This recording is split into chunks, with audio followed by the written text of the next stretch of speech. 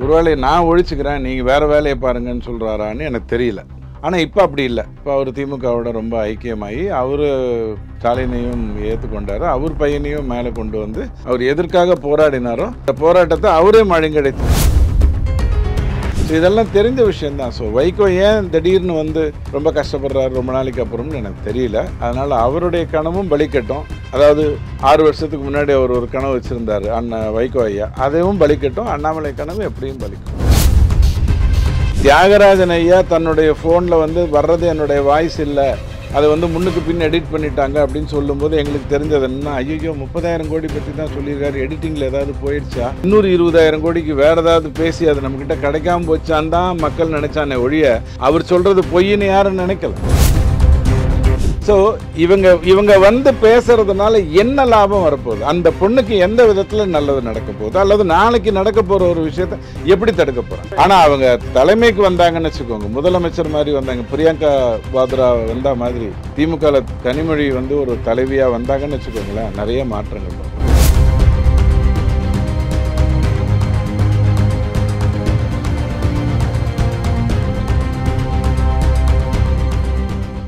Real one நேயர்களுக்கு வணக்கம். இன்றைய நேர்களுக்காக நம்முடன் இணைகிறார் துக்ளக் வாசகர் குழுவை சேர்ந்த திரு ரவி டிடிஎஸ் அவர்கள். வணக்கம் சார். வணக்கம். நான் உயிரோடும் இருக்கும் வரை அண்ணாமலையின் கனவு பலிக்காது அப்படின்னு சொல்லிட்டு வைகோ அவர்கள் சொல்லியிருக்காரு. இது மட்டும் இல்லாமல் மோடியோட மனசில் தன் அதிபர்னு நினச்சிட்டு இருக்காரு, அந்த எண்ணம் வந்து அவர்கிட்ட புதஞ்சி கிடக்குது அப்படின்னும் சொல்லியிருக்காரு.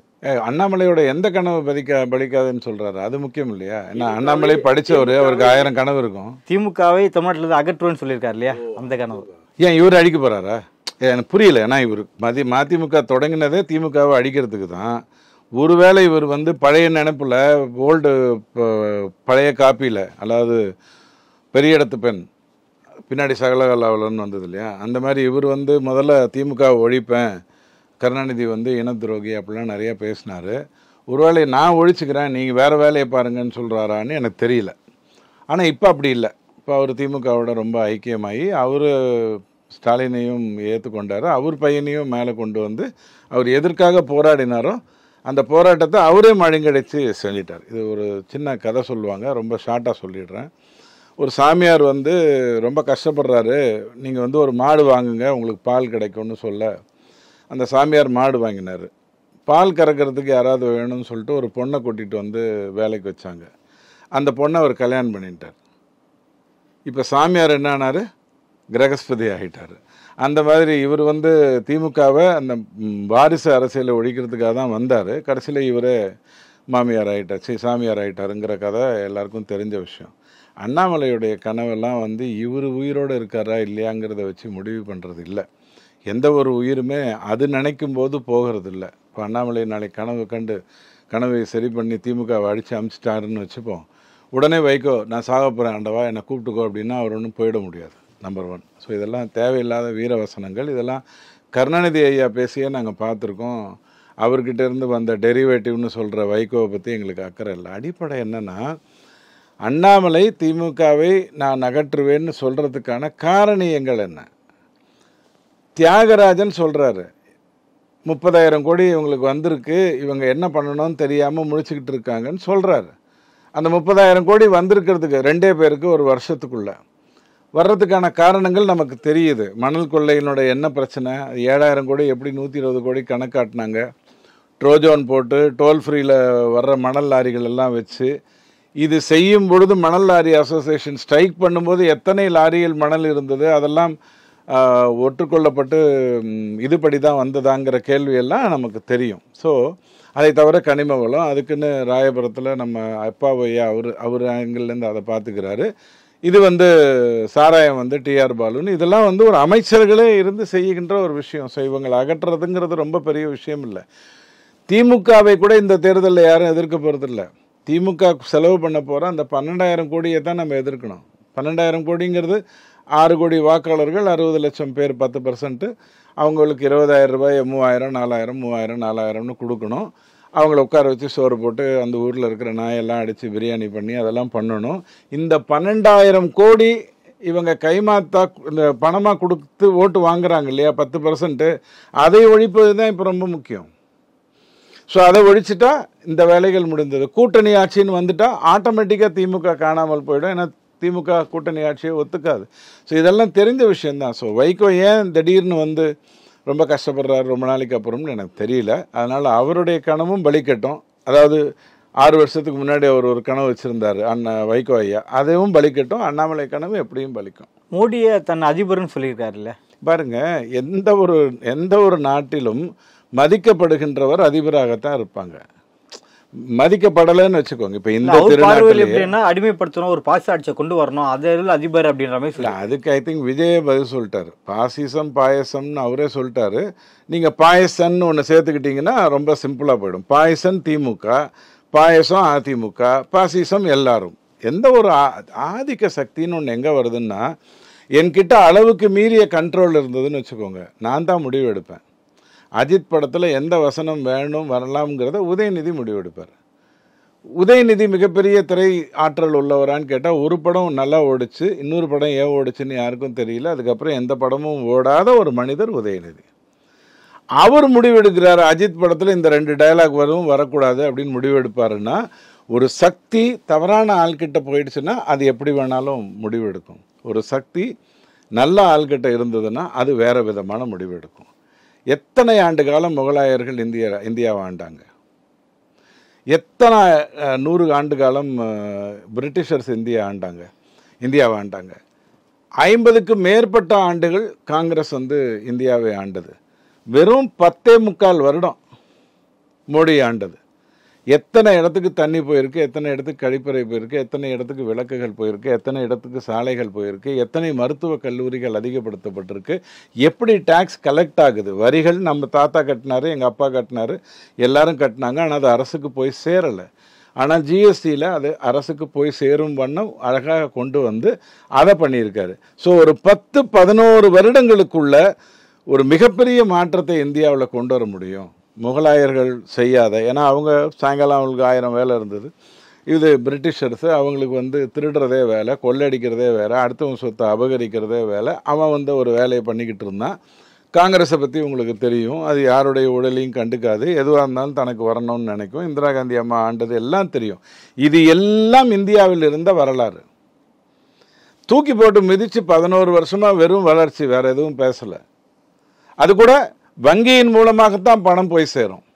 பணம் நேராக கொடுத்தா திமுக இப்போ நிவாரண நிதி கொடுக்குற மாதிரி நேராக கொடுத்தா, உன் பேர் என்ன, அந்த பேரா, அப்போ 15,000, உன் பேர் என்ன, இந்த பேரா, உனக்கு 2,000, இப்படி கொடுக்கக்கூடிய அளவில் கேவலமாக போய் சேரும். இதையெல்லாம் தெரியாமல் ஒருத்தர் அதிபர்னு சொல்ல முடியாது. இன்னொன்று சொல்லிடுறேன், பிஜேபியோடைய வரலாறு, ஆர்எஸ்எஸோடைய வரலாறு உங்களுக்கு சொல்லிடுறேன். ஒருத்தரை விட இன்னொருத்தர் மிகவும் அதிகமாக வெறுக்கப்படுகின்றவராக வந்து இவருக்கு அடுத்தவர் வந்த உடனே இவரை பாராட்டுவாங்க. நான் ஏற்கனவே சொல்லியிருக்கேன், ஜெயபிரகாஷ் நாராயணனை வெறுத்தாங்க, வாஜ்பாய் வெறுக்க தொடங்கியவுடன் ஜெயபிரகாஷ் நாராயணனை ஒத்துக்கிட்டாங்க. அத்வானியை வெறுத்தாங்க, வாஜ்பாயை ஒத்துக்கொள்ள தொடங்கிய பிறகு விட்டுட்டாங்க. மோடியை வெறுத்தாங்க, அத்வானி ஏற்றுக்கொள்ளப்பட்டார், மோடி வந்து விமர்சக்குள்ளானார். கெஜ்ரிவால் என்ன சொன்னார், ஐயோ மோடியும் காணாமல் போயிடுவார் எலெக்ஷன் முடிஞ்சா, இதுக்கப்புறம் வேறு யாரோ ஒருத்தர் வருவாங்கன்னு அவரே பாவம் ரொம்ப நொந்து போய் பயன்படுத்தினார். ஸோ பிஜேபி வரலாறுங்கிறது வந்து சாமானியனை கொண்டு வந்து, எவனிடம் அழகாக இது இருக்கோ, பிளான்ஸ் இருக்கோ, சிஸ்டம் இருக்கோ, நியதி இருக்கோ, அவனை தான் முன்னே கொண்டு வருவாங்க. ஸோ அவரெல்லாம் அதிபராக கொண்டு வந்துட முடியாது. இந்தியா ஜனநாயகத்தை மீறி எந்த ஒரு விஷயத்தையும் செய்யாது, செய்விக்காது. ஆர்எஸ்எஸ் பிஜேபி இந்தியாவை நிர்வகிக்கிற வரைக்கும். நாம் ஆண்ட பரம்பரை என்பதை மனதில் வைத்துக் கொள்ள வேண்டும் சொல்லிட்டு அமைச்சர் மூர்த்தி அவர்கள் சொன்னதை வீடியோவாக இப்போ வெளியாகிட்டு வந்துட்டுருக்கு. அதில் வந்து அவர் மருத்துவம் பேசிக்கிறார். இது வந்து எடிட் பண்ணி போட்டிருக்காங்க, நான் பேசுனதை முழுமையாக பார்க்கணும் அப்படின்ற ஒரு மருத்துவம் இருக்கார். இப்படி தான் நாங்கள் சொன்னோம் அமித்ஷாக்கு, முழுமையாக பாருங்கள், காங்கிரஸ் எப்படியெல்லாம் அம்பேத்கர் அசிங்கப்படுத்துதுன்னு சொல்லிட்டு இப்படி போலியாக அம்பேத்கருங்கிறீங்களே, அதுக்கு பதிலாக கிருஷ்ணா, ராமா, விஷ்ணு, அல்லா, ஏசுன்னு சொல்லியிருந்தீங்கன்னா மோட்சத்தையாவது அடைஞ்சிருப்பீங்கன்னு நாங்கள் சொன்னோம். கேட்டிங்களா? கேட்கல. உங்களுக்கு வந்த உடனே அது தக்காளி சட்னி ஆகிப்போச்சு. இப்போ கேள்வி என்னென்னா, அந்த அந்த அந்த என்டையர் டிஸ்கஷனில் அவர் சொல்கிற, நான் முழுசாக பார்க்குறேன்னே வச்சுக்கோங்க, எத்தனை தமிழர்கள் செத்து போயிருக்காங்க எங்களுக்கு தெரியும், எத்தனை பேர் நசுக்கப்பட்டிருக்காங்க எங்களுக்கு தெரியும். பாராளுமன்றத்தில் 5000 பேர் இந்துக்கள். பசுவதை சட்டத்தை கொண்டு வருவேன், அமுல்படுத்துவேன், இந்திரா காந்தி ப்ராமிஸ் பண்ணி அந்த தேர்தலில் ஜெயிச்சு அதுக்கான எந்த ஸ்டெப்பும் அவங்க எடுக்கலை. ஏன்னா ஜெயிச்சதுக்கப்புறம் அவங்க மார்க்கத்துக்கு போயிட்டாங்க, பண்ணலை. பார்லிமெண்ட்டில் ப்ரொட்டஸ்ட் நடக்குது, குருவி சுடுற மாதிரி சுட்டு கொண்டாங்க 5000 பேரையும். இப்படி பல வரலாறுகளை பார்த்துருக்கோம். 54 பேர் 58 பேரை ஒரு ரயில்வே கோச்சில் எரிச்சது வந்து சாதாரணமான ஒரு விஷயம் இல்லை. அந்த 58 பேருடைய வலி எங்களுக்கு தெரியும். கோயம்புத்தூரில் கொல்லப்பட்ட 54 பேருடைய வலி எங்களுக்கு தெரியும். இப்படி இந்தியா நிறைய பேரை இந்த மாதிரியான வக்ர புத்தி உள்ளவர்களால் இழந்திருக்கு, பல பேரை இழந்திருக்கு. ஜாலியன் வாலாபாகை பற்றி ஈவே ராமசாமி ஐயா என்ன சொன்னாருன்னு எங்களுக்கு தெரியும். ஆனால் அங்கே என்ன நடந்ததுங்கிறது நீங்கள் இந்தியன் படத்தில் சங்கர் காட்டி பார்த்துருப்பீங்க, அல்லது வேறு நல்ல இவங்க பதில் சொல்லி பார்த்துருப்பீங்க. ஸோ எந்த ஒரு கொடுமையுமே சிறுமைப்படுத்தப்பட்டிருக்கு, எந்த ஒரு கொடுமையுமே புரிந்து கொள்ளப்படாமல் இருந்திருக்கு. இதுதான் வரலாறு. இதை எடுத்து சொல்கிற வேலையை நம்ம பண்ணுறோம். ஐயா இப்படி இருந்ததையா இப்படி வந்துட்டோம்னு எடுத்து சொல்கிறோம். உங்களை யாரும் கட் பண்ணி எடிட் பண்ணி பண்ணணுங்கிற அவசியமே கிடையாது. தியாகராஜன் ஐயா தன்னுடைய ஃபோனில் வந்து வர்றது என்னுடைய வாய்ஸ் இல்லை, அதை வந்து முன்னுக்கு பின் எடிட் பண்ணிட்டாங்க அப்படின்னு சொல்லும்போது எங்களுக்கு தெரிஞ்சது என்னன்னா, ஐயோ 30,000 கோடி பற்றி தான் சொல்லியிருக்காரு, எடிட்டிங்கில் ஏதாவது போயிடுச்சா, இன்னொரு 20,000 கோடிக்கு வேறு ஏதாவது பேசி அது நம்மக்கிட்ட கிடைக்காம போச்சான்னு தான் மக்கள் நினச்சானே ஒழிய அவர் சொல்கிறது பொய்ன்னு யாரும் நினைக்கல. ஸோ மூர்த்தியாக இருக்கட்டும், யாராக வேண்டுமானாலும் இருக்கட்டும், ரஞ்சித் மாதிரி ராஜராஜ சோழன் தான் என்னுடைய எல்லா சொத்தையும் பிடிக்கிட்டு போயிட்டான், நான் வந்து டாடா பிர்லாவுடைய பரம்பரையாக இருந்தேன், நான் ஏக்கர் கணக்கில் பேசலை, அவர் தான் ஏக்கர் கணக்கில் போய் சொல்கிறாரு. அது ஒரு காணி நிலத்தை பறிச்சா கூட அதுக்கு எவ்வளோ வருத்தங்கிறது பாரதி சொல்லியிருக்கான். எந்த ஒரு வரலாறும் தெளிவாக எழுதப்படலை. கம்யூனிஸ்ட் உட்காந்து வரலாறு எழுதுனா எப்படி இருக்கும்னு யோசிச்சு பாருங்க. கம்யூனிஸ்ட்டு வரலாறு எழுதுனா எப்படி எழுதுவாங்க? அப்படியே டாப்ஸி டர்வி எல்லாத்தையும் மாற்றி தான் அவங்க எழுதுவாங்க. அதையெல்லாம் தான் நம்ம படிச்சுக்கிட்டு இருக்கோம். நான் பலமுறை உங்ககிட்ட சொல்லியிருக்கேன், முகலாயர்கள் இந்தியாவில் இருந்தாங்க, கரெக்டாக? அதுக்கப்புறம் பிரிட்டிஷர்கள் இந்தியாவை ஆண்டாங்க. இதுக்கு நடுவில் முகலாயரை ஓட விட்டது யாருன்னு கேளுங்க. நல்லா மெத்த படித்தவனை போய் கேளுங்க, ஐஐடியில் படித்தவனை கேளுங்க, நம்ம பள்ளிக்கரணையில் சன்ஷைனில் போய் படித்தவனை கேளுங்க, யாரை வேணாலும் கேளுங்க. முகலாயரை இந்தியாவை விட்டு அழித்து வைத்தது யாருன்னு கேளுங்க, எவனாவது பதில் சொல்கிறானான்னு பாருங்கள். சத்ரபதி சிவாஜினா யாருன்னு கூட உங்களுக்கு தெரியாது. நம்ம வரலாறு ரொம்ப பெருசு. அமைச்சர் மூர்த்தி அவர்கள் தன்னோட ஜாதியை பற்றி பேச என்ன காரணம் சார்? இல்லைங்க, நீங்கள் ஜாதி அரசியல் அவர் கையில் எடுக்கிறாரா இல்லை அவர் தனிக்கட்சி தொடங்க ஜாதி மனசில் இருக்கத்தாங்க செய்யும். இதை வச்சு ஒரு தனிக்கட்சி ஆரம்பிக்க வாய்ப்பு இருக்குமா? இப்போ இருந்துட்டு போகட்டும், வரத்தான் செய்யும். ஏன்னா இங்கே தான் ஜாதியை ஈவே ராமசாமி ஐயா ஒழிச்சிட்டு போயிட்டாரு. இவங்கெல்லாம் தான் திருடி வச்சுருந்தாங்க அதை ஒழிக்கும் போது. ஸோ லைட்டாக எடுத்து விடுவாங்க. அவர் பாவம் உண்மையிலே ஜாதியெல்லாம் ஒழிச்சிட்டு போயிட்டார் ஈவே ராமசாமி ஐயா. கனிமொழி கிட்ட கேட்டிங்கன்னா நல்லா சொல்லுவாங்க எப்படி அவர் ஒழிச்சாருன்னு. ஆனால் இவங்கெல்லாம் தனித்தனியாக, நேரு ஒரு பக்கம் இருப்பார், இவர் ஒரு பக்கம் இருப்பார், இவங்கெல்லாம் ஒரு ஜாதி அரசியலை செய்யத்தான் செய்யும். அரசியல்வாதிகள் பேசும் பொழுது அவங்க எதுக்காக பேசுகிறாங்க, யாருக்காக பேசுகிறாங்கங்கிறத தெரிஞ்சுக்கோங்க. இப்போ பாமகவுடைய அந்த மீட்டிங் பார்த்தீங்க, கட்சியை விட்டு யார் வேண்டுமானாலும் வெளியேறலான்னு ராமதாஸ் ஐயா யாரை சொல்கிறாரு? மேடையில் தானே உட்காந்துருக்காங்க, சொல்கிறார், மகனை தான் சொல்கிறார். இதை நேரடியாக சொல்லியிருக்கலாம்ல, அன்புமணி நீ வெளில போ சொல்லியிருக்கலாமா இல்லையா? ஸோ அவர் பொதுவாக சொன்னாலே யாருக்கு சொல்கிறாருங்கிறது நமக்கு தெரியும். அரசியல்வாதிகள் பேசும்போது அவங்க யாருக்கு சொல்கிறாங்க, எந்த வழியில் சொல்கிறாங்க, எங்கே யார் என்னத்தை தட்டி வச்சாங்க, ஒரு 750 கோடி ரூபாய்க்கு ஏதோ ஒரு பைசல் நடந்துக்கிட்டு இருக்குது அந்த குடும்பத்துக்குள்ளேன்னு சொல்கிறாங்களே, அதுக்காக சொல்கிறாங்களா தெரியாது. ஆனால் நம்ம கேட்டு தெரிஞ்சுக்க வேண்டும், பெருசாக அதை பற்றி யோசிக்க வேண்டாம். மாணவி வன்கொடுமை கேட்டு வந்து கனிமொழி எங்கே அப்படின்னு சொல்லிட்டு குஷ்பு அவர்கள் ஒரு கேள்வி எழுப்பியிருக்காங்க. ஏனுங்க, அவங்க வந்து என்னங்க பண்ண போகிறாங்க? அவங்க வந்துட்டு அவங்க குடும்பத்துக்குள்ளேயே நடக்கிற ஒரு விஷயத்த பேச போகிறாங்களா?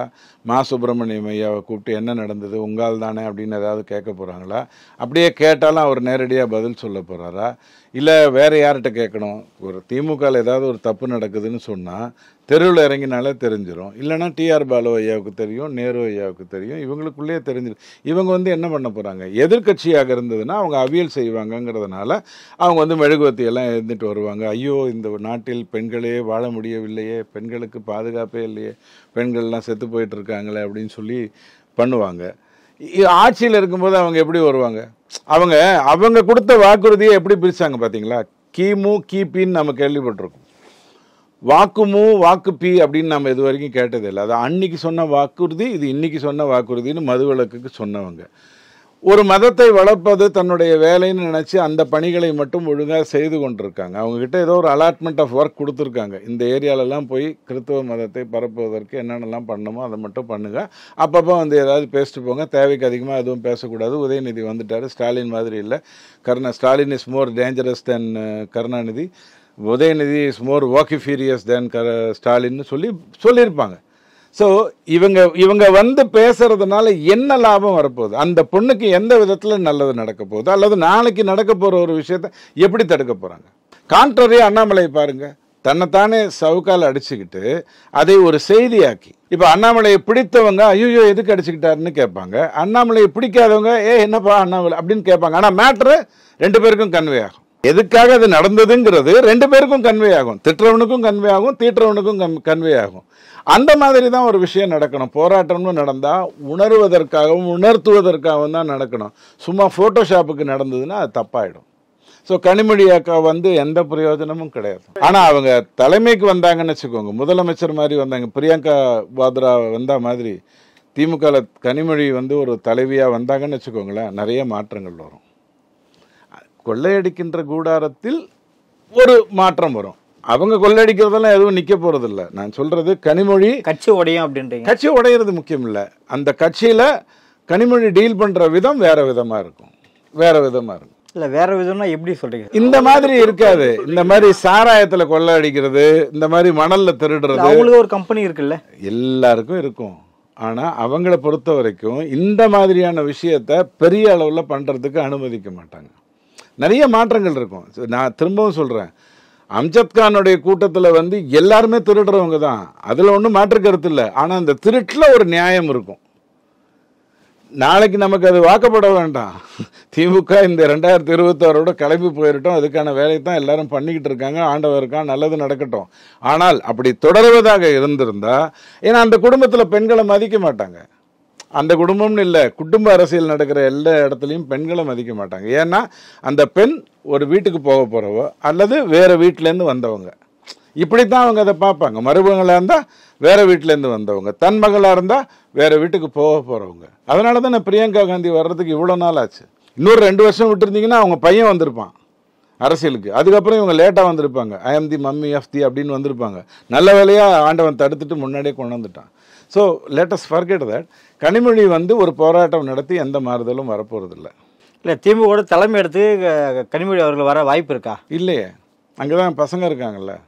ஆண்டவன் என்ன பண்ணுறான், அந்த குடும்பத்துக்கு பேரன் தாத்தா எல்லாம் அவங்க அமைதியாக வாய் திறக்கிறீங்க தான் அந்த அமைதி இருக்கும். வாய் திறந்ததை கேட்டு ஒரு ஃபைட் பண்ணிட்டாங்கன்னா, ஃபைட் பண்ணால் ரப்சர் தான் வரும். ஏன்னா மிகப்பெரிய சொத்து, சாதாரண ஏஷியாவில் 4வதோ 5வதோ பொசிஷனில் இருக்காங்க.